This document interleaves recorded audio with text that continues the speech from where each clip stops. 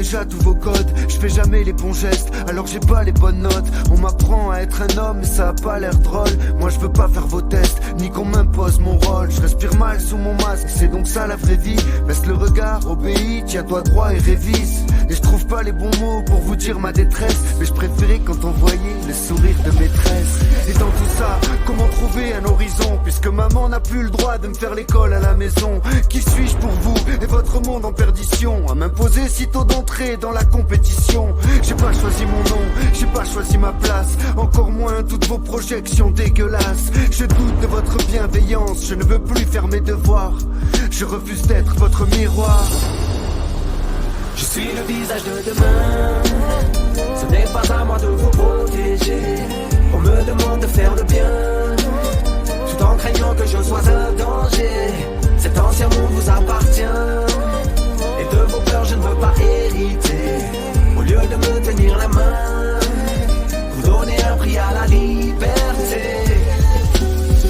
Est-ce leur indifférence qui m'électrocute, ou l'hérite absurde de ce nouveau culte? Chantage et mensonge, otage de leur monde, cobaye par millions. Je m'évade dans mes songes, mon âme vagabonde. Peur dans la rétine, bâillonnés, ils obéissent. Les médias font la messe, nous mènent au précipice. Nous parlent de la vie d'avant comme d'un nirvana. Sont prêts à sacrifier nos enfants comme la pire mafia. Bénéfice, risque, aucun risque pour leurs bénéfices. Scénario ficelé comme les box-office de Netflix. Les effets sur les gosses, c'est secondaire au vu des statistiques. Générer du chiffre malgré des tas de victimes, rien de bénéfique. Emprise maléfique du monde pharmaceutique. On a sacrifié nos mômes, un jour faudra que l'on s'explique. En attendant, faites vite, sur la suite je suis sceptique. Ça sera peut-être pire, donc les protéger de nous-mêmes sera un immense défi. Tous les matins je te vois entrer en cage. Plus d'étoiles dans tes yeux, mon cœur sous l'orage. Voir cette muselière cacher ton doux visage. Les loups ne laissent pas leurs petits en otage. Debout devant leur thèse et leur faute, infecter leur cause, traumatiser les mômes, tout est bon pour injecter leur dose. Le plan est pensé, y a pas de faute de frappe. Ils veulent un contrôle de masse, tous flanchent devant leur drôle de passe. Avenir radieux impossible, ces gros pauvres savent aussi comment faire des futures générations, des robots bien dociles. Ils te manquent gamin, ça fait plus de 2 ans que ça touche. Ils te tendent la main, c'est pour te la mettre devant la bouche. Je suis le visage de demain, ce n'est pas à moi de vous protéger. On me demande de faire le bien, tout en craignant que je sois un danger. Cet ancien monde vous appartient, et de vos peurs je ne veux pas hériter. Au lieu de me tenir la main, vous donnez un prix à la liberté. 20 ans ont passé depuis cette époque, j'ai pu enfin me débarrasser de ces tocs. On nous disait qu'un baiser pouvait tuer mamie. Et tous les soirs l'angoisse et là se prenait pour mon ami. Que de la peur, de la culpabilité. Tous les jours en boucle à la télé. Baïonne et piquer l'humanité. Beaucoup se sont levés, le grand réveil est arrivé.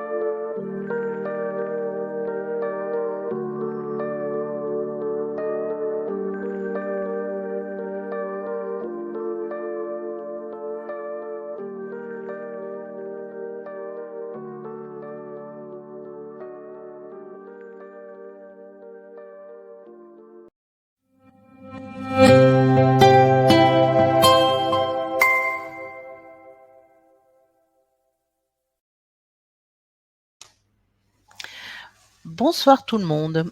Alors, pour changer, je suis ravie d'être avec vous ce soir et j'aurais préféré ne pas avoir à faire cette émission parce qu'on va parler de sujets qui sont quand même durs. Alors, je vais en parler avec une personne qui m'intéresse beaucoup et que j'aime beaucoup et qui vous intéresse beaucoup, je le sais, parce que vous êtes nombreux déjà à regarder l'émission, mais ça, il n'empêche que c'est tout de même un sujet qui est... on va parler de plusieurs sujets qui sont tout de même durs, comme toujours dans mes émissions. Alors, mon invitée aujourd'hui, elle est normalienne, elle est philosophe, psychologue clinicienne et elle a un doctorat en psychopathologie, ce qui la met en bonne position pour parler de ce dont on va discuter aujourd'hui. Elle est experte dans le domaine de la transgression, de l'abus en particulier et du traumatisme. Et donc, vous allez voir que ça va un peu dépoter sur le sujet aujourd'hui. Je vais l'inviter à me rejoindre et on va échanger librement entre nous. Bonsoir Ariane. Bonsoir Cécile, bonsoir. Bienvenue Ariane Durand. Merci, c'est un plaisir. Dis-moi, quand je parle de toi, je dis Ariane Bioran. Et est-ce que je prononce bien ton nom? Oui, le LH se dit Yeux en occitan. C'est un nom occitan. Ma famille paternelle est de Haute-Garonne. Voilà. Ah, de la Haute-Garonne. D'accord, ben voilà. Donc c'était bien ça, Ariane Bioran. C'est ce que j'avais entendu et c'est ce que je répétais. Mais je suis ravie de te recevoir dans cette émission. Merci d'avoir accepté mon invitation. Merci pour cette invitation. C'est avec toujours grand plaisir. Un grand plaisir. Bon, alors, plaisir partagé. On va parler de différents sujets qui font ton actualité. Il me semble que tu ne t'ennuies pas, toi, généralement. Non, hein? C'est un mot dont je ne connais pas le sens, effectivement. Et oui, il me semble. Oui, non, c'est bon. J'ai cette impression, oui. Alors, le premier sujet dont j'avais envie de discuter avec toi, parce que je suis occupée à le découvrir et je dois te dire que je le dévore, mais pas en vitesse. Par contre, je le savoure parce que moi, en tout cas, je suis incapable de lire ton livre en vitesse. C'est pas possible. Pourtant, je sais lire vite, hein, mais là, non. Je vais le montrer. C'est Psychopathologie du totalitarisme. Il est extrêmement intéressant. Alors, je sais qu'il y a des gens qui mettent des petits trucs comme ça pour faire croire qu'ils ont lu, mais là, je t'assure que c'est vrai, il y a des petits mots dessus. Enfin, c'est... Annote-le. Moi, j'adore les livres qui sont annotés, écrits de partout. J'ai pas envie d'écrire des livres vivants. Mais moi je mets des petits post-it comme ça, et puis j'écris sur les post-it, mais il reste dedans. Je préfère, ça l'abîme pas. Mais bon, voilà. Mais en tout cas, merci beaucoup pour ce livre. J'ai appris des tas de choses déjà, et comme je le dis, je l'ai pas tout à fait terminé encore. Il est fascinant. Il explique comment se met en place un système totalitaire, jusqu'où ça peut aller, jusqu'où on peut être abîmé par la mise en œuvre de ce système totalitaire. Et puis il explique aussi une chose, mais que je dirai après. Mais je voulais savoir ce qui t'a donné envie de l'écrire, ce livre. Pourquoi ce livre-là? En réalité, ce livre, c'est la consécration de toute une vie de travail. Donc, il fallait bien, à un moment donné, que je consigne quelque part et que je finalise. C'est un petit peu un point d'orgue pour moi, en tout cas, qui est travaillé énormément sur donc justement le harcèlement, dont je dis que c'est la méthode de mise en place du système totalitaire. Des îlots totalitaires, j'en ai vu à foison dans les entreprises. Et puis finalement, cette espèce de cas clinique géant qu'on a eu et que nous avons toujours m'a permis de mettre à l'épreuve des hypothèses que je pouvais avoir. Mais encore une fois, on peut avoir des hypothèses sur des petits groupes, mais quand c'est sur de la masse, c'est encore autre chose. Donc, ça m'a permis soit de les invalider, soit de les valider ou de les confirmer, soit de les nuancer. Et ensuite, il y a une première étape qui furent les chroniques du totalitarisme, où j'ai commencé à analyser, à diagnostiquer en temps réel, en fait, ce que nous étions en train de traverser. Et puis, j'ai ouvert des ateliers de groupe à partir de 2021 pour enseigner un peu aux gens des rudiments de compréhension. Et tout ceci, en réalité, m'a amené à compiler l'ensemble de mon travail et certainement aussi ce n'est pas du tout redondant avec les ouvrages antérieurs, c'est important. Et d'ailleurs, même, il faudrait aller lire certains ouvrages antérieurs que j'ai écrits pour bien comprendre toute la mesure. Par exemple, Psychopathologie de la paranoïa, c'est important d'aller le lire parce que quand je parle de psychose paranoïaque, je ne vais pas relire ce qu'il y a dans un livre entier. Donc, si on veut approfondir, il faut comprendre ce que c'est que la psychose paranoïaque. Psychopathologie de la paranoïa, de mémoire, la parution a été en 2015 ou 2016, je ne sais plus. Après, il y a eu une réédition. Il y a aussi donc tous mes travaux sur le harcèlement. Donc là, j'ai compilé encore une fois, parce qu'il y avait vraiment plusieurs livres. Donc, j'ai refait une compilation l'été dernier, tout sur le harcèlement. Donc ça, c'est la méthode. Donc la méthode, je ne vais pas pouvoir aussi remettre dans ce livre ce que j'ai déjà mis ailleurs dans deux livres. Donc, en fait, tout ça, c'est un ensemble. Et si on veut vraiment saisir l'ensemble, c'est vrai que c'est pas mal d'aller lire aussi après les livres annexes, même s'ils peuvent être très techniques, comme Psychopathologie de la paranoïa, qui était évidemment réservé aux professionnels. Donc, tu expliques dans le livre, tu parles de la paranoïa. Hein. Ici, dans celui-ci, tu l'expliques. Oui. Mais c'est encore différent d'aller comprendre vraiment ce que c'est dans un livre de 250, je sais plus combien de pages il fait. Voilà, donc c'est vrai que je ramène les éléments. Et par contre, dans ce livre, il y a effectivement des éléments de ma propre vision que j'ai élaboré depuis d'ailleurs ma clinique des enfants, puisque au départ, je suis psy pour enfants, donc sur par exemple l'échelle du développement psychique, l'idée de régression psychique, la contagion délirante, tout ça, ce sont des notions que j'ai créées au fur et à mesure des années. Donc là, en gros, j'ai tout mis. Voilà. Non, mais on sent qu'il est très très nourri. Et d'ailleurs, je le disais en démarrant un peu en riant, mais réellement, ce n'est pas un livre que moi, en tout cas, je suis capable de lire d'une traite. Ça fait perdre de sa substance. Le fait de le lire d'une traite, c'est tellement riche, tellement intéressant, et on sent qu'il y a du travail derrière.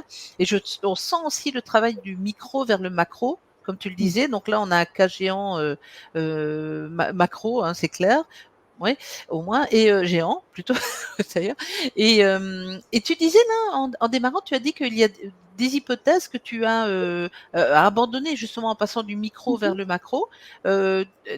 Oui, beaucoup, ou tu peux en non, pas beaucoup, mais par exemple, je peux en prendre une. Il y a une dizaine d'années, donc quand j'avais créé le concept de contagion délirante, j'étais restée en surface, par exemple, sur le fait que ce qui était contagieux, c'était le délire. Ce qui est quelque chose, d'ailleurs, qu'on a en psychiatrie, sur le délire paranoïaque. C'est pas nouveau, au 19e siècle, on en parlait déjà. Et puis, bien là, en affinant, comme tu le découvriras, ou tu l'as déjà découvert d'ailleurs dans mon livre, ce qui est contagieux, c'est le traumatisme, en fait, qui va amener ensuite. Donc voilà, ça, c'est par exemple une façon d'affiner. Ou voilà, sur les types d'angoisse, les angoisses de perte. Donc j'ai affiné aussi, et ça a été affiné au fur et à mesure de ma propre analyse de ce que nous étions en train de vivre et que je suis aussi en train de traverser avec tout le monde. Hein, donc c'est loin d'être. Disons que quand j'auditais dans les entreprises, à minima, j'étais extérieure au problème. Là, je suis en plein dedans et à me prendre des coups en permanence. Oui, c'est tout à fait différent pour analyser une situation d'être dedans, évidemment. Absolument. Quand tu parles des angoisses, donc ce sont les angoisses qui sont liées au traumatisme, les angoisses qui vont créer le traumatisme, puisque ce qui arrive à la personne rebondit sur cette angoisse centrale. Et on n'a pas tous la même angoisse. Tu parles de 3 angoisses, donc la perte, la mort et le morcellement. Oui. Moi, j'avais la solitude aussi. C'est lié à la perte, peut-être. La solitude. J'avais en tête qu'il y avait la solitude aussi. Ça peut être lié à la mort sociale, hein, l'angoisse de la mort. La mort sociale, je veux dire, si on n'est plus du tout accompagné dans un groupe, on est quand même en risque, en danger pour sa propre survie. Oui, en effet. Affective, psychique et biologique. Et c'est intéressant, hein, cette idée du traumatisme, et on sent que les personnes aujourd'hui restent, je le dis souvent, hein, que les personnes restent traumatisées, pas traumatisées, sous hypnose. Moi, c'est ce que je dis, elles restent aujourd'hui encore sous hypnose. Et en fait, de ce que je lis, c'est surtout lié à ce traumatisme qui est toujours d'actualité et qui va faire qu'elles vont perdre tout sens, toute logique, toute cohérence dans leur raisonnement. Et du coup, on peut arriver à toute une série de mensonges. Elles vont y adhérer.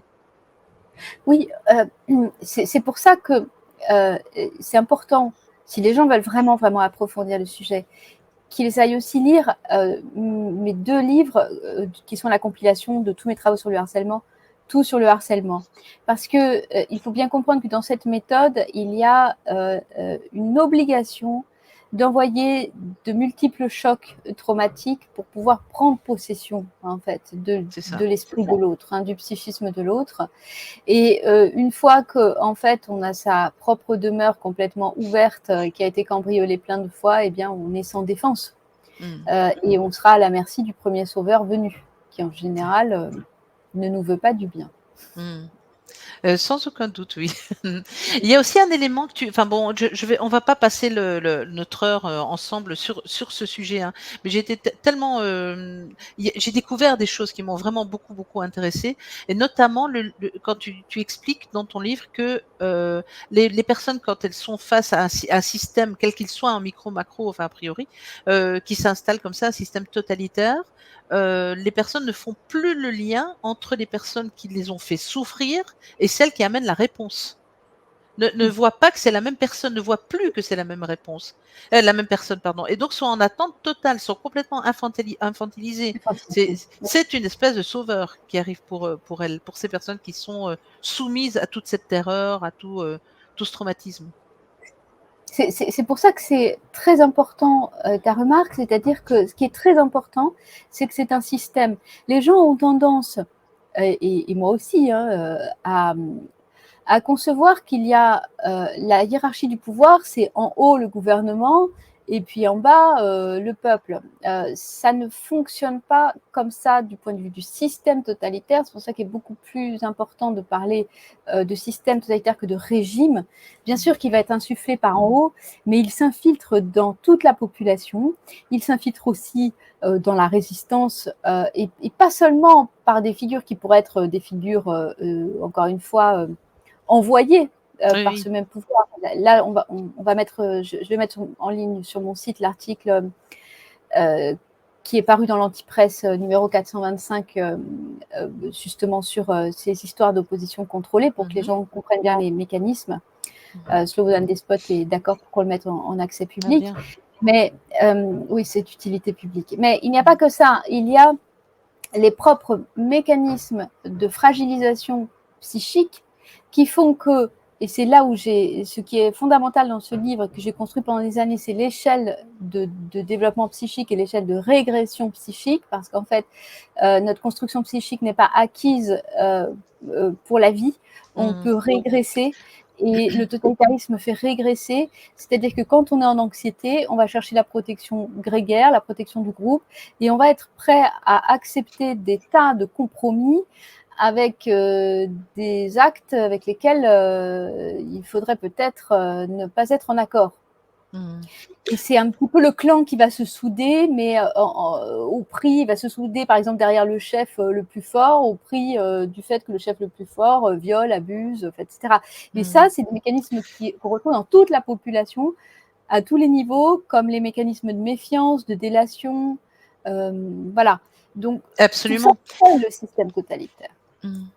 Oui, et tout ça pour ne pas être, notamment pour ne pas être en ligne de mire de la réponse totalitaire, violente, qui peut s'abattre sur n'importe qui à n'importe quel moment. Notamment la délation, la surveillance sociale, tout ça, ça fait partie de ce système. Hein. Absolument. C'est quelque chose que j'ai pu observer, moi, directement en Pologne, quand j'étais gamine. Je vivais pas là-bas, mais j'ai de la famille là-bas et on y allait. Et nos cousins, nos cousines nous disaient qu'il y avait des surveillances sociales qui se passaient là à l'époque. Et puis, je l'ai vu aussi en allant travailler. J'ai travaillé beaucoup à l'étranger dans différents pays, et notamment au Vietnam. Et la surveillance sociale était toujours d'actualité quand j'y suis allée en 2006, je pense. La surveillance sociale est énorme. Et quand les gens parlent de politique ou autre, ils ferment les fenêtres, ils ferment les portes, ils sont vraiment attentifs à ce que personne ne puisse entendre. La délation est présente. C'est énorme. Ouais. Alors, encore une chose, et là par contre, je trouve que pour moi, ça m'a donné une espèce de bol d'air, quelque chose que j'ai écrit que j'ai lu dans ton livre. Tu vois, j'écris, hein. C'est dire que j'écris en le lisant. C'est que le système totalitaire ne va pleinement s'épanouir, vais-je dire, toi tu dis une déferlante totalitaire, hein, mais ne va vraiment pleinement s'exprimer qu'à partir du moment où il n'y a plus d'opposants. Oui, cette idée n'est pas de moi. Cette idée, c'est un constat qu'avait fait notamment Hannah Arendt et d'autres. C'est-à-dire que c'est vraiment la spécificité du système totalitaire qui est liée, alors par contre ça c'est de moi, qui est liée au délire paranoïaque, et ça c'est mon apport, c'est d'amener la psychopathologie dans la politique, la philosophie politique. C'est que à partir du moment où il n'y a plus de limites rencontrées, qui peuvent être d'ailleurs des limites soit de la propre population dans le discours, qui va invalider l'idéologie, ça peut être des limites qui soient juridiques, symboliques, de contre-pouvoir. À partir du moment où il n'y a plus de limites, le délire augmente, le délire de persécution qui pousse à persécuter la population de manière arbitraire augmente. Alors que dans une tyrannie classique, un tyran qui vaguement mise au pas sa population, il n'est pas dans cette recherche de suppression absolue de la moindre contradiction. De la moindre contradiction ou de la moindre gêne. C'est-à-dire qu'on est vraiment dans le délire paranoïaque. Dans le délire paranoïaque, l'individu, s'il ressent qu'il a une toute petite gêne même physiologique, hein, un petit mal de ventre, il est persuadé qu'on l'a empoisonné. Donc c'est là la gêne qui pourrait ressentir l'inconfort. Et donc, il est donc vital que cette opposition existe, ou que du moins d'autres discours que ceux de l'idéologie dominante existent. Voilà. Ce qui veut dire que l'air de rien, en faisant ce qu'on fait, on protège la masse. On protège la population, absolument. Qui, elle, ne nous protège pas, par contre.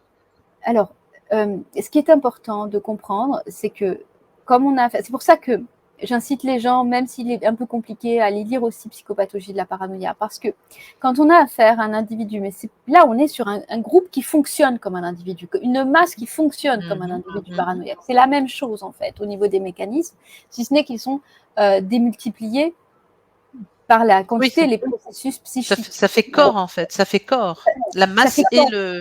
C'est ça. Mais nous on parle de personnalité psychique, de groupe, donc c'est la même chose, c'est le même fonctionnement. Donc ce qui se passe dans la paranoïa, c'est que si vous êtes face à un individu paranoïaque et que vous avez peur de lui, il y a matière à avoir peur. Nous sommes d'accord. Ce sont des profils qui passent à l'acte, ce sont des profils dangereux, etc. Mais si vous avez peur de lui, vous augmentez son délire. Parce qu'il se dit, si la personne a peur de moi, c'est qu'elle a quelque chose à se reprocher.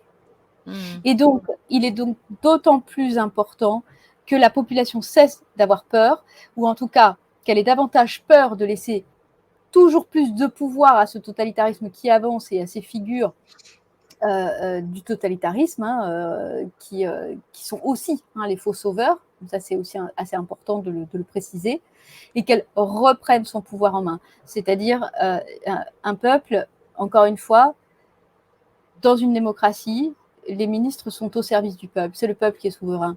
Donc là, on voit bien que nous avons complètement dégringolé cette échelle, mais nous sommes capables, en tant que peuple, de récupérer notre souveraineté si nous remettons au centre l'éthique, un minimum de morale, de bon comportement, l'intégrité, c'est-à-dire la cohérence entre les paroles et les actes pour tout le monde.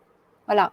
Et ça, c'est fondamental. C'est à nous de reprendre ce flambeau et de ne pas laisser ce totalitarisme avancer. Donc souvent, les gens, et c'est aussi important, pensent que s'ils se font tout petits, c'est un petit peu comme dans une famille avec un père violent. Voilà, si on se fait tout petit, on va passer entre les gouttes. Eh bien, c'est absolument faux. Parce que justement, l'individu paranoïaque va craindre celui qui ne le craint pas. Et il va se calmer parce qu'il sait qu'il aura du fil à retordre. Il sait que ça va lui beaucoup de... Voilà. Et il va s'en prendre aux plus vulnérables, aux plus faibles. En général, d'ailleurs, tous les... Pardon, excuse-moi, je te coupe. Excuse-moi. Vas-y, parce que je m'emballe. C'est ça. On retrouve ça dans toutes les personnalités abusives d'ailleurs, ou violentes, les parents à père violent ou autres. On retrouve ça aussi là. C'est en général tous ces grands courageux qui frappent leurs enfants se retrouvent nettement moins courageux quand ils ont devant eux quelqu'un qui leur répond ou quelqu'un qui va avoir une taille un petit peu plus grande. Ou bien sûr, c'est pas en se cachant que ça marche. Qui peut être leur propre enfant qui leur tient tête. Oui. Il sera moins exposé que les enfants qui font complicité et se la ferment. Il faut vraiment avoir cette idée en tête. Oui, absolument. Alors du coup, je me dis, on doit travailler vers la masse. Donc voilà, donc nous protégeons effectivement par nos prises de parole publiques sans phare, et tous les coups que nous prenons, nous protégeons le peuple. Mais le peuple doit maintenant refaire nombre et reprendre son destin en main. Voilà ce que je pense. Oui, j'adhère à 200%. Il y a aussi un élément dont tu parles dans ton livre, c'est cette volonté, et après je te promets qu'on passe au sujet suivant, mais c'est cette volonté de briser l'humanité, quoi. C'est Hannah Arendt aussi d'ailleurs, je pense, qui disait ça, cette volonté d'annihiler l'humanité. Alors, alors, je vais reprendre une formulation digne de nos ministres actuels en France. C'est un de mes chevals de bataille. Comprendra qui pourra. Mais donc, c'est vraiment pour moi notamment la question des protocoles. Les protocoles, j'en ai parlé à ton colloque là, du 13 mai à Paris. J'ai parlé de ça. Sur les dérives totalitaires, absolument. Et en fait, j'avais pas encore lu le livre, du coup, je me suis dit, ça va, j'ai pas trop dit de bêtises. Mais vraiment, pour moi, c'était vraiment quelque chose qui annihile l'humanité, le caractère de ce qui est humain, le fait de s'appuyer sans cesse sur des protocoles. Et il y a une volonté, il y a quelque chose qui se prépare depuis, sur ce point-là, précisément. Donc, on est bien d'accord qu'il y a des choses qui se préparent depuis longtemps. Mais là, il y a eu une belle préparation du peuple français, avec les protocoles. Bien sûr. Notamment. Bien sûr, c'est une ingénierie sociale. Oui. Il y a une intention de nuire. Je voudrais quand même rappeler ce point parce que je me base sur ce point depuis l'année 2010 où nous avions eu des colloques et des discussions avec des professeurs en droit pénal sur le harcèlement. Normalement, quand on va parler de maladie mentale, il y a une exonération de responsabilité. Quand on va parler de psychose, pour les expertises judiciaires, ça permet d'invalider la responsabilité. Crime passionnel, le type était fou, il a tué sa nana, c'est pas très grave, il va pas faire beaucoup de prison, il en fera voir même pas du tout, et on a un souci avec ça. Dans la paranoïa, et j'ai écrit plusieurs articles là-dessus, dans la paranoïa, certes, c'est une psychose, c'est un délire, mais l'individu sait qu'il est en train de nuire et il l'assume et il a l'intention de nuire. Donc, c'est très important de pénaliser cette affaire parce qu'il y a des glissements et des incompréhensions aussi parfois de ce que je peux dire quand je vais parler de contagion délirante, etc. Ce n'est pas la psychologie qui doit faire société, c'est le droit. C'est le droit qui doit remettre au centre ce qui est permis et pas permis, s'il est permis de tuer, s'il n'est pas permis de tuer, etc. C'est-à-dire qu'en fait, les interdits du droit pénal sont ce qui permet de refaire société. Donc, tous ces gens-là savent ce qu'ils font, même s'ils ont une pathologie. Et ils ont l'intention de nuire, même s'ils ont une pathologie. Et ces pathologies, on va les retrouver. C'est très important que les gens fassent des liens avec les témoignages des 50 voix que traduit en ce moment Kerry de Donde Vamos, des survivants des réseaux pédophiles de pouvoir. Et c'est très intéressant de voir les types de profils qui ont quand même beaucoup de traits paranoïaques. Mais c'est très important qu'à un moment donné, des responsabilités soient établies et que le droit prime sur la psychologie. Non, c'est pas la psychologie. Nous, en psycho, on peut tout excuser. Hein. C'est facile, mais c'est pas du tout ce qui doit faire société. Oui, non, bien sûr. Et comme tu le dis très bien, enfin, tu cites Hegel dans ton livre, c'est l'homme qui fait, qui agit au niveau de la loi. C'est pas la loi tout seul. La loi ne fait rien seul. L'action, c'est l'homme qui l'a fait. L'action de loi, du droit. C'est très intéressant à rappeler ça, je pense. Les principes de la philosophie du droit sont c'est un ouvrage majeur de Hegel que je recommande. Oui, pour les protocolaires, là. Alors, du coup, tu as abordé un sujet là, le sujet de la pédophilie, hein, légèrement là, tu as dit juste le mot là, et du coup, on va passer au sujet suivant qui nous intéressait de développer un petit peu aujourd'hui, c'est la question de la sexualisation des enfants via l'école, dans l'école. Et ça, c'est un sujet qui te tient à cœur, mais particulièrement, et pas que toi d'ailleurs. Hein. Et vous avez, toi et d'autres personnes valeureuses, et vraiment là, je pense qu'on peut le dire, valeureuses, vous avez réagi fortement. Donc, c'est tout un groupe d'experts qui a réagi. Et précisément, tu avais envie de parler de l'importance de cette expertise. Hein. Oui. En fait... Après, je vais revenir sur la sexualisation des enfants. Oui, je voudrais que les gens, parce que les gens voient aussi beaucoup d'explosions en ce moment dont on se passerait bien. Hein, il faut quand même le dire. Je me passerais bien de ceux qui connaissent mon caractère savent que je suis plutôt, même si je suis très passionnée de nature pudique et je n'aime pas du tout. Je n'en ai jamais fait, mais à un moment donné, ça va trop loin sur les déballages.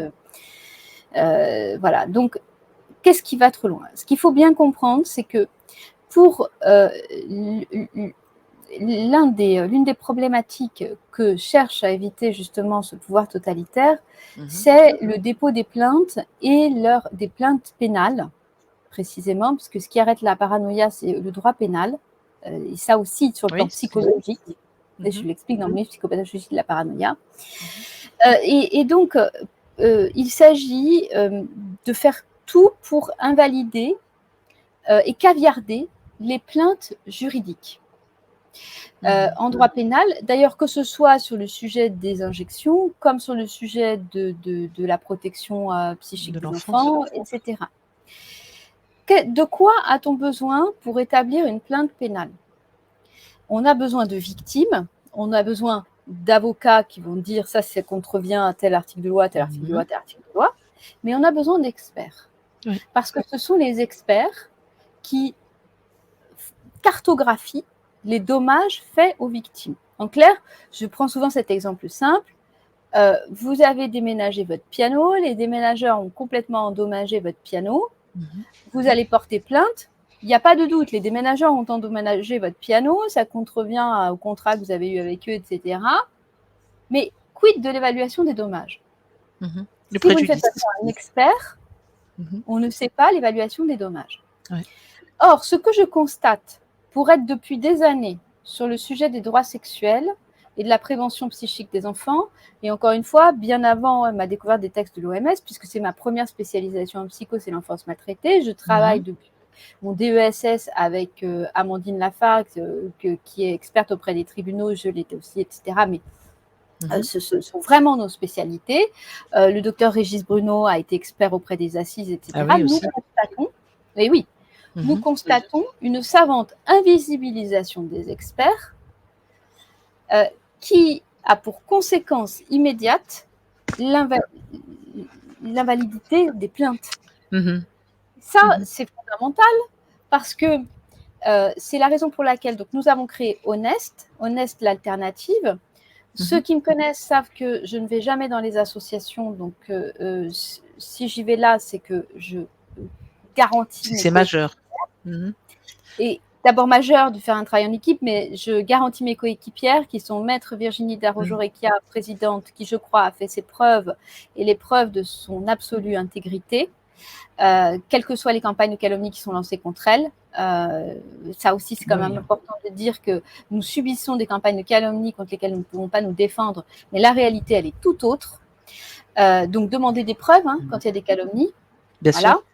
Ensuite, vice-présidente, Dr Laurence Kaiser, qui d'ailleurs va encore une fois être persécutée par l'ordre des médecins et qui, de mon point de vue aussi, a manifesté une très grande force de caractère et de l'intégrité. Voilà. Et une troisième coéquipière, Katia Zontag, qui est donc maître de conférence en droit pénal. Nous sommes 4 à la tête de cette association, c'est Maître Virginie Darrojo-Recchia qui en a la présidence, Laurence Kaiser et moi-même, nous sommes vice-présidentes. Et c'est une association alternative par rapport à tout ce qui a été proposé jusqu'à présent et dont on voit que Christine Coton en a parlé, il y a quand même eu beaucoup d'appels de fonds pour peu de résultats, voire des questionnements sur l'utilisation de l'argent. Personnellement, je n'ai pas touché d'argent de ces associations. J'ai eu des remboursements de frais pour le colloque du 13 mai sur la dérive totalitaire sur les enfants. Et j'avais eu une facture de l'Info Liberté que j'ai décidé de rembourser intégralement quand nous avons eu les problèmes. Voilà. Donc, il faut aussi regarder qui perçoit, où vont les fonds, qui perçoit exactement l'argent. Nous avons décidé de créer cette alternative pour être absolument transparente. Nous avons des membres d'honneur dans l'association qui sont Valérie Hugo, Martine Vonner, Christine Coton, qui sont pour nous, jusqu'à ce jour, des femmes qui ont démontré leur intégrité. Et c'est ce que nous cherchons. Nous cherchons des gens qui réellement s'investissent avec cœur, courage, intégrité, et à qui on ne met pas des bâtons dans les roues. Parce que ce qui se passe, et je l'ai remarqué, donc moi j'ai pris le sujet des droits sexuels de l'OMS en 2017. Oui. Alors, outre le déni général, la trouille de tout le monde parce que c'est l'OMS, etc., qu'on ne peut pas en parler, c'est que je suis systématiquement bloquée dans des actions qui sont des actions dans l'intérêt de la protection de l'enfance. Nous l'avons vu pour le colloque de l'année dernière. Je ne vais pas nommer des gens, mais ce n'est un secret pour personne qu'il a été menacé par des gens de nos rangs. Donc, nous avons reçu des appels de menaces pour faire annuler la salle, etc. Donc, ça ne va pas et annuler le colloque. Donc, ça ne va pas du tout. Moi, ma question, c'est comment est-ce possible si je mène des actions avec honnêteté, intégrité, expertise, j'essaie de mettre les gens ensemble, des experts ensemble pour faire un colloque d'experts. Comment se fait-il qu'ils ne soient pas relayés? Comment se fait-il qu'ils soient attaqués alors qu'il s'agit de la protection des enfants? Donc, tout ça, effectivement, me pose beaucoup de questions. C'est pour ça que nous avons décidé de créer cette association alternative. Nous demandons aux gens de venir nous soutenir. Nous sommes en train d'orchestrer justement la parole des experts au service du peuple, au service des victimes. Nous sommes et nous voulons travailler directement avec les victimes sans des écrans et des intermédiaires qui sont en fait des polluants. Voilà. Voilà. Merci pour ces précisions. Tu peux nous rappeler ce que signifie Honest? Donc c'est l'acronyme. C'est un acronyme qui signifie organisation nationale. Nationale, éthique, santé, transparence. Voilà. Quel est l'objet de cette organisation? Il est assez large. Il est protéger les plus vulnérables. Donc effectivement. On sait que chacun doit être à sa place, donc on a à la fois des juristes, des avocats des médecins, des psys, etc. Donc, on a effectivement le volet protection de l'enfance dont je m'occupe, qui est sur la question de la protection des enfants par rapport à la sexualisation et par rapport aux différentes maltraitances qu'ils subissent d'ailleurs, en règle générale. Mais il y a aussi un volet, on va dire, entre guillemets, crise sanitaire par rapport aux injections, etc. etc. Donc ça, ce sont plutôt ceux dont c'est le domaine de s'en occuper. Voilà, donc on a déjà fort à faire. Pour l'instant, on est tous absolument bénévoles, comme l'ensemble. Je crois que c'est important aussi de rappeler. Christine Coton en a parlé, mais je vais en parler aussi pour Virginie Darrojo-Recchia et pour moi-même. Nous, ce que nous donnons depuis des années, ce sont des milliers et des milliers d'heures qui se comptent en dizaines de milliers d'euros ou en centaines de milliers d'euros. Voilà, c'est important, c'est des heures qu'on ne fait pas sur notre travail. Donc voilà, parce qu'il y a aussi beaucoup de rumeurs. Mais non, les rumeurs, on va les couper, on va en parler. Moi, j'ai aucun problème à mettre sur la place publique un certain nombre de choses quand ça va beaucoup trop loin. Voilà. Oui, non, mais c'est important de préciser ça. Bien sûr, le bénévolat, c'est quand même, c'est pas une obligation, quoi. À un moment, vous avez choisi ce mode de fonctionnement, de défendre une cause juste et de mettre votre temps à la disposition de cette cause. Voilà. Donc, on supporte mal les attaques diverses et variées de gens qui n'ont pas exactement le même comportement que le nôtre. Ah ben oui, bien sûr, ça je comprends. Bien sûr. Alors, pour revenir à la situation, beaucoup de gens me posent des questions sur cette question de la sexualisation des enfants, l'hypersexualisation, ou juste la sexualisation des enfants, c'est déjà assez, je pense, pour nous faire réagir. Ça doit nous faire réagir. Et est-ce que tu peux, en quelques mots, un peu expliquer quel est le problème? Que se passe-t-il? Le problème, il va être dur à résumer en quelques mots, mais je vais quand même essayer. Le problème est que nous avons affaire à une infiltration, en tout cas. Nous, les experts du psychisme de l'enfant et des abus sexuels infantiles, notre point de vue, depuis notre connaissance du psychisme de l'enfant, est que nous avons affaire à une infiltration depuis des décennies d'une idéologie selon laquelle l'enfant serait un être sexualisé, qui aurait donc une sexualité. Nous avons, et nous continuons, et nous allons continuer à démontrer qu'il n'y a aucun postulat scientifique pour cette affaire. Même mon cousin Christian Dubuis-Santini est reparti dans Freud en allemand. Il n'y a pas le terme sexuel accolé à enfant. Ce n'est pas de notre faute s'il y a des traductions médiocres. Ce n'est pas de notre faute si les gens ne font pas l'effort de lire. Donc, il n'y a aucune validité scientifique à cette affaire. Et c'est d'autant plus grave qu'un enfant qui a un comportement sexualisé est un critère pour nous discriminant du fait qu'il a subi des abus. Donc, si on banalise en disant un enfant a une sexualité, on ne saura plus du tout identifier que ce n'est pas normal et qu'il a subi des abus. Or, cette thèse, mais c'est fondamental, cette thèse de l'enfant sexualisé est une thèse de l'OMS qui est imposée à travers les programmes dits d'éducation sexuelle ou éducation à la sexualité. Et ceci est un grand plan d'ensemble qui a été fomenté depuis des décennies pour pervertir l'ensemble de la société et créer des traumas sexuels infantiles dès le plus jeune âge. En essayant de faire court sur l'ampleur de la problématique. Donc, c'est vrai que nous avons créé une pétition. Ce n'est pas que nous croyons aux pétitions, mais il était important de poser les bases de ce en quoi nous croyons. Nous croyons, ce n'est pas de la croyance religieuse, c'est de la croyance fondée sur nos connaissances scientifiques. Nous sommes bien entendu disposés à en discuter, mais à en discuter avec des gens qui savent et qui connaissent leur sujet. La protection psychique des enfants, ce n'est pas, je suis désolée, avec tout le respect que j'ai pour les sexologues, mais vous n'avez pas de compétences dans la protection psychique des enfants. Ceux qui ont de la compétence dans la protection psychique des enfants, ce sont les psychologues du développement et les psychologues de l'enfance, donc, ou les pédopsychiatres. Donc, ceci est important parce qu'on se rend compte qu'encore une fois, les experts du sujet sont écartés au profit de faux experts. Ça, c'est quelque chose qui nous rappelle quand même ce que nous vivons depuis des années.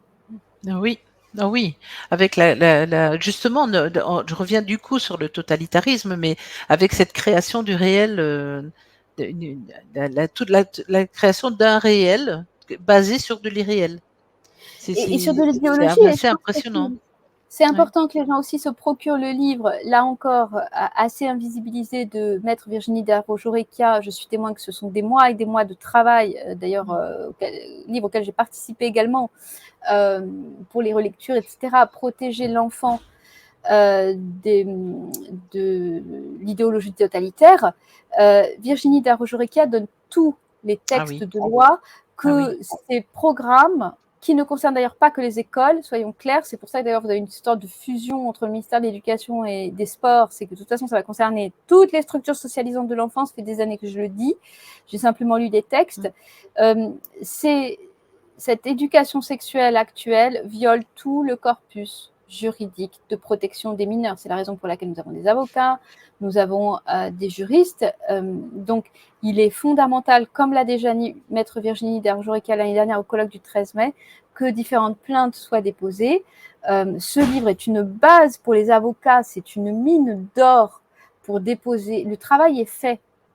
Et c'est donc important de rappeler que le travail est fait, que pour, je crois, 24 €, vous avez un travail d'expertise qui est mis à disposition de la population, qui peut s'en saisir. Et c'est très important de valoriser ça, parce qu'effectivement, n'importe quel avocat peut se saisir de ce travail pour aller déposer les plaintes, et c'est très important d'aller déposer des plaintes, encore une fois, pour que la coutume, c'est-à-dire le fait que les enfants maintenant aient des attitudes sexualisées parce qu'ils sont transgressés de toutes les façons, ne deviennent pas du droit. C'est-à-dire qu'on ne légifère pas parce que finalement, maintenant, c'est bon, ils font tous des partous en maternelle, alors on va légiférer dans ce sens-là.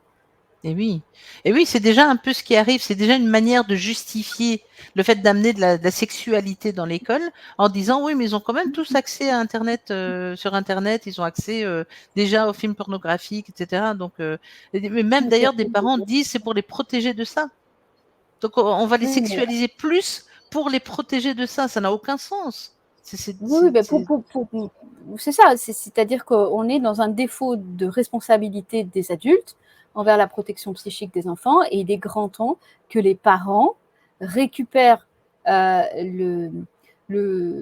réclament leur autorité parentale qui est mise à mal, parce qu'en fait nous avons, encore une fois, c'est très important, j'en avais parlé dans le colloque à Lisbonne, dans mon intervention corruption et fraude dans la crise Covid, la corruption philosophique, juridique et psychologique. Dans la corruption juridique, le système totalitaire vote un certain nombre de décrets, ou il met en place un certain nombre de décrets. Ces décrets n'ont pas valeur de loi, il y a une hiérarchie. Et c'est léonin. C'est léonin. Voilà. Puisqu'il y a une loi au-delà de ça c'est ça. Voilà, et mettre des limites à l'expansion de ce système, c'est aussi, et surtout, à mon avis, même si je ne crois pas beaucoup au fonctionnement du système judiciaire, mais encore une fois, il y a aussi ces possibilités, et c'est fondamental de le faire, ne serait-ce que pour avoir des traces des plaintes déposées, etc. Pas que, il n'y a pas que ça à faire, mais c'est vraiment important que ces plaintes soient déposées pour matérialiser le préjudice que subissent tous ces enfants. Oui, bien sûr. Bien sûr. Et d'où l'importance de l'expertise pour matérialiser le préjudice. Exactement. Et d'où le harcèlement que subissent les experts, dont j'ai parlé récemment, que subissent aussi ceux qui font vraiment le travail. Je vois quelqu'un qui écrit des bénévoles ont fait un super travail sur l'éducation sexuelle à l'école. Allez voir sur le site Ensemble pour les libertés. Précisément, tu disais que Martine Bonner fait partie du groupe Honest, et voilà. Donc elle est membre d'honneur d'Honest, bien sûr. Ouais, c'est ça. D'accord. Une très grande intégrité, un très grand courage. Y a-t-il quelque chose que les personnes qui nous regardent peuvent faire pour apporter une aide ou soutenir Honest, pour soutenir votre travail? Adhérer. Nous sommes en train de diffuser donc des capsules introductives à des tables rondes qui seront de la matière de spécialistes, de professionnels donnés à la population. Donc, aidez-nous à diffuser au maximum. Nous sommes encore une fois très invisibilisés. Il faut se poser des questions sur les associations qui nous invisibilisent. Je suis désolée de mettre encore une fois les pieds dans le plat. Il y a des associations où j'ai pu lire des commentaires, mais on ne va quand même pas payer des psys. Les psys, ils ont déjà fait le boulot gratos. Donc, pourquoi vous ne les diffusez pas ? Voilà, ça c'est quand même important. Donc, c'est très important de nous rejoindre, mais aussi de diffuser au maximum. On a donc ouvert la chaîne YouTube, de faire passer un maximum les informations. L'information. Offrir le livre de Maître Virginie Darjoureka, le mien sur l'imposture des droits sexuels, c'est aussi nous soutenir. Et c'est aussi donner l'information sur le contenu réel, parce qu'on est sur des stratégies de manipulation absolument redoutables, comme on l'avait vu, je crois d'ailleurs avec toi, Cécile, dans AidSense, le programme là, à 30 € pour les populations. Hein, donc, n'achetez pas le programme, achetez le livre de Virginie Darjoureka. Ah bah oui, sans aucun doute. Donc, il y a bien marqué que les parents qui seraient opposés à ces programmes seraient susceptibles d'être signalés aux services sociaux. C'est illégal. Illégal. Donc, tout ceci, il faut reprendre notre pouvoir populaire, notre souveraineté populaire. On y revient, la souveraineté. Absolument. Et les parents, vous avez une autorité parentale sur vos enfants validée par la Convention internationale des droits de l'enfant. Donc, cet article-là dans AidSense est illégal.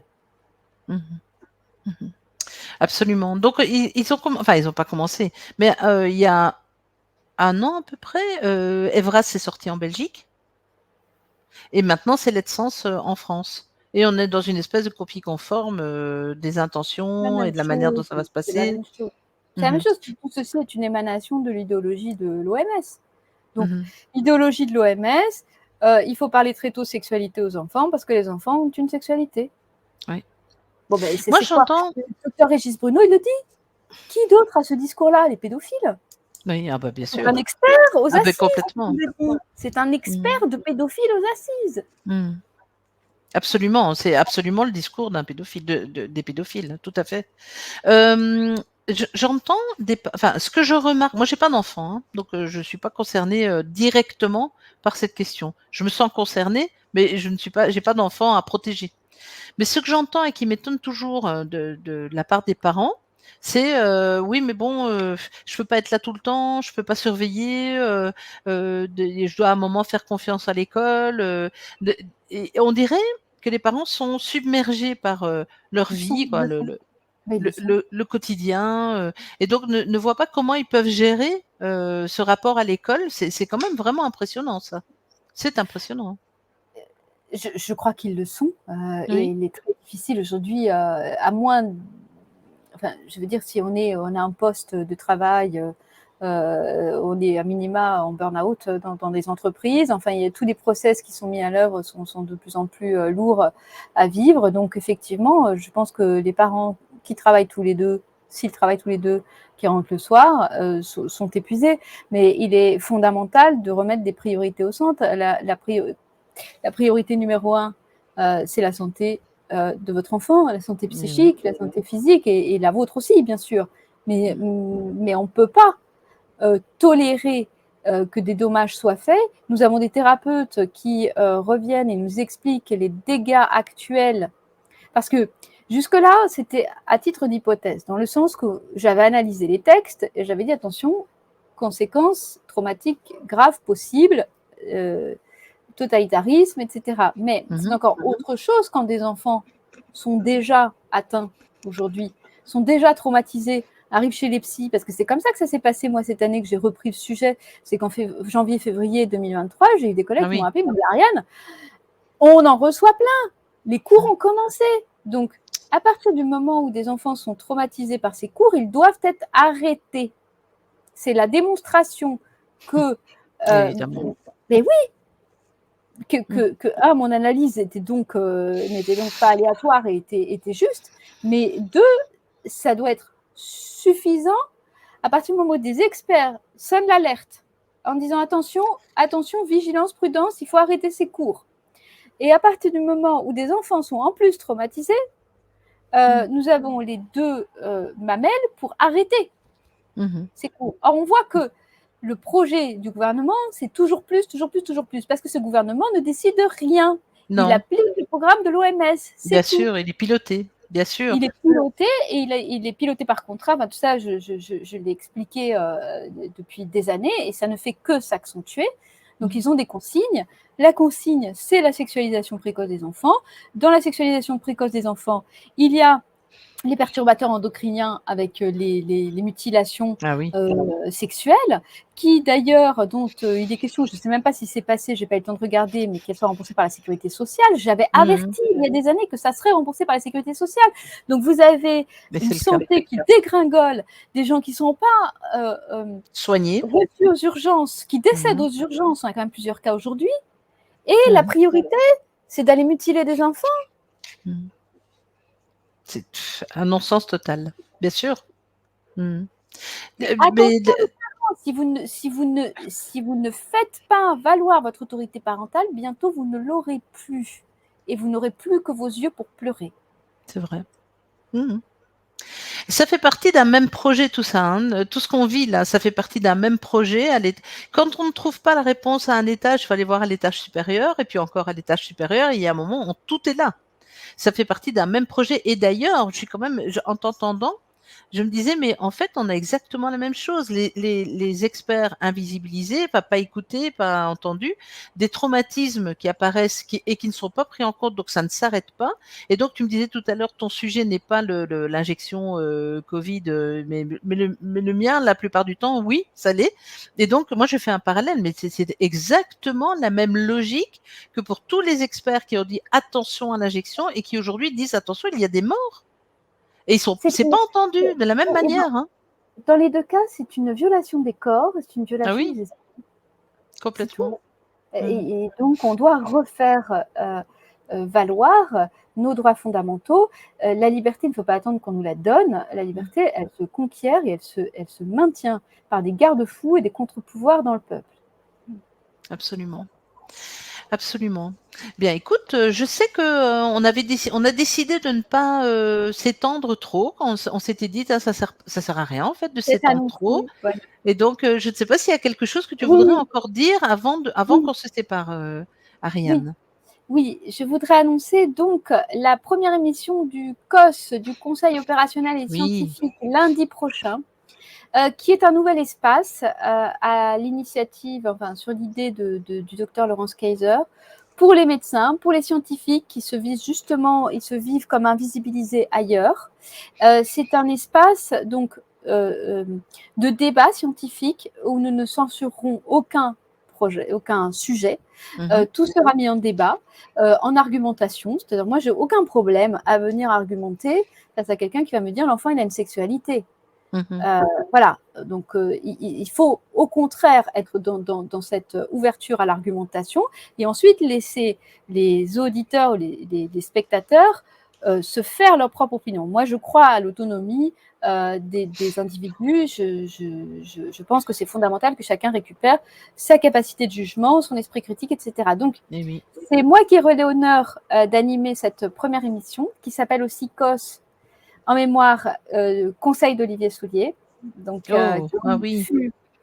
qui fut pour moi une figure très intègre et qui a énormément souffert l'année dernière et avec lequel je crois que j'ai animé son dernier séminaire qui était justement sur philosophie et médecine, où on a été revenu sur toutes les traces de la philosophie à l'origine de la médecine hippocratique, parce qu'il faut bien se rappeler que c'est le même siècle que le siècle socratique.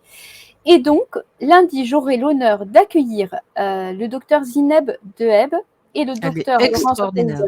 Voilà, Zineb qui a écrit Médecine et totalitarisme. Laurence, voilà, exactement. Laurence Kayser, qui nous parleront donc des persécutions de l'ordre des médecins, et le sujet sera médecine et totalitarisme. Et finalement, ce conseil opérationnel et scientifique, donc en mémoire à Olivier Soulier, s'appelle aussi COS parce que c'est en lien avec la ville d'origine d'Hippocrate, qui était Hippocrate de Kos. Donc nous recréons un espace plus respirable de notre point de vue à l'heure actuelle pour remettre en débat certains. C'est important de remettre le débat parce que vraiment c'est un truc on a été privé de ça, mais tout du long, ça fait des années qu'on est privé de débat. Hein, et donc on a pris le pli un peu comme ça, on s'est déshabitué à débattre. Et donc c'est vrai que c'est important de ramener le débat. Pardon Cécile, mais pour affûter nos arguments, et puis même pour. Oui, absolument. Moi, je suis ravie de débattre avec des gens qui me font changer d'avis. Je suis ravie parce que je me dis, voilà, j'ai quelqu'un d'intelligent en face et il me fait évoluer. Sinon, ça veut dire quoi? Je reste dans bien sûr. Circuit fermé. C'est ça. C'est d'ailleurs le propre de la science, hein, le doute, le questionnement, voilà, l'incertitude, c'est le propre de la science. Il n'y aurait pas de science sans doute. Qu'allais-je dire? Oui, il y a plusieurs personnes qui me demandent y a-t-il un lien pour voir les émissions, là, celle dont tu as parlé, qui va être organisée par le COS, COS. Comment le trouver? Alors, à vrai dire, on ne l'a pas encore créé, mais c'est lundi 29, ce sera un direct, hein, donc lundi prochain. Suivez-moi sur Twitter, en fait. Sur Twitter, je l'indiquerai, voilà. D'accord. Donc, les amis, vous qui posez la question, voilà, vous allez suivre Ariane Biran sur Twitter et vous aurez le lien. Et la deuxième chose qu'on me demande, c'est un lien pour le site internet d'Honest. Alors, le site internet, on est en construction. D'accord. J'essaye d'être multitâche, mais il y a des fois, c'est un petit peu compliqué. On est en construction pour le site. Donc, pour l'instant, suivez-nous sur Twitter, sur Telegram. Pour retrouver tout ça, vous allez sur mon site, il y a une page qui s'appelle Protection de l'enfance. Il y a les courriers déjà qu'on a rédigés, que vous pouvez diffuser sans modération à tous les chefs d'établissement. Il faut avertir les gens qui sont de bonne foi, qui sont de bonne intention et qui pensent que ces programmes sont bons parce qu'on le leur a dit. Il faut les avertir qu'il y a de graves problèmes avec ces programmes. Et c'est la responsabilité de tout le monde ensuite d'apprendre à dire non. Parce que c'est notre responsabilité de protéger les enfants. Absolument, sans aucun doute, parce qu'ils ne peuvent pas le faire eux-mêmes. Et on est là pour ça. Alors, quelqu'un me dit Telegram, quel groupe, s'il vous plaît? Donc, c'est Honest. Allez sur ma page, voilà. Sinon, voilà, Honest, voilà. Et sinon, sur mon site, vous avez Protection de l'enfance ou sur mon Twitter, généralement, ça repartage ou en tout cas, il y a épinglé la pétition, les informations pour Honest. Oui. J'ai vu que Kerstin a partagé un commentaire tout à l'heure. Merci Kerstin. Kerstin a partagé un commentaire tout à l'heure avec un lien. Donc allez-y, dans les commentaires, vous avez un lien pour rejoindre une des pages d'Ariane. Vous allez avoir tout en fait. Tout est là. Tout est là déjà. Merci. Et si Honest avec T, Alexandra. O-N-E-S-T, comme honnête, honnête, voilà. Bien, écoute, je te remercie vraiment beaucoup pour cette émission. Bravo pour tout ce que tu fais. Force à toi. Et puis, force à toutes celles qui sont avec toi et qui œuvrent pour la protection de l'enfance notamment. Et oui. Merci beaucoup, Ariane. Merci. À très bientôt. Merci à tous. Merci. Au revoir. À très bientôt. Au revoir, Ariane. Les amis, on se retrouve la semaine prochaine. Alors, la semaine prochaine, on va parler d'un événement qui aura lieu le 3 février dans le Cher. Et c'est un événement qui va permettre de discuter un peu autour des effets secondaires des injections expérimentales Covid. Et donc, je vais vous présenter cet événement avec quelques médecins qui vont venir en parler, pourquoi ils ont voulu le faire, etc. Je vais partager plusieurs liens sur la page de Dose Humani et Facebook et sur la page d'Octoton concernant Honest et Ariane Biran. Donc vous pourrez trouver des informations là. Je vais le faire tout de suite après l'émission. Ok ? On se retrouve mardi prochain. Je vous souhaite une très très bonne soirée et je vous remercie pour votre présence. À bientôt. Au revoir.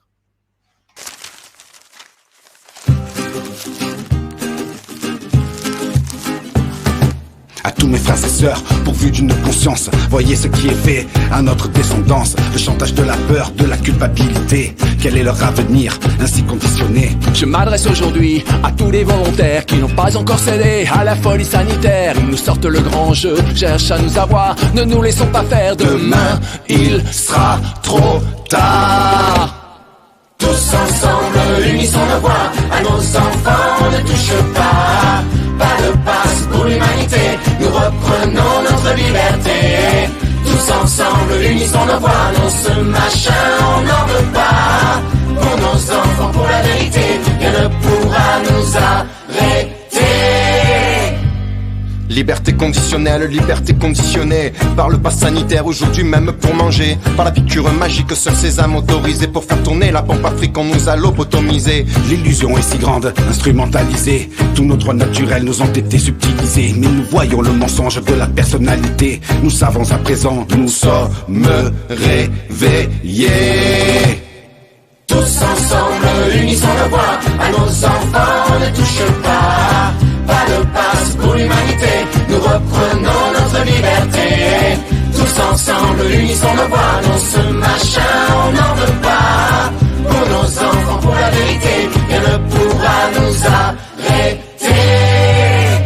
La société de demain ne sera plus privée de l'essentiel de son humanité. Elle portera les valeurs dont nous avons rêvé. Le bonheur de tous les enfants, la paix, la liberté. Prenons cet engagement solennel aujourd'hui, celui de résister au prix de notre vie. L'avenir de nos enfants ne se négocie pas. Nous sommes l'humanité. On ne se soumet pas. Tous ensemble, unissons nos voix. À nos enfants, ne touche pas. Pas de passe pour l'humanité. Nous reprenons notre liberté. Tous ensemble, unissons nos voix. Non, ce machin, on n'en veut pas. Pour nos enfants, pour la vérité, rien ne pourra nous arrêter. Tous ensemble, unissons nos voix. À nos enfants,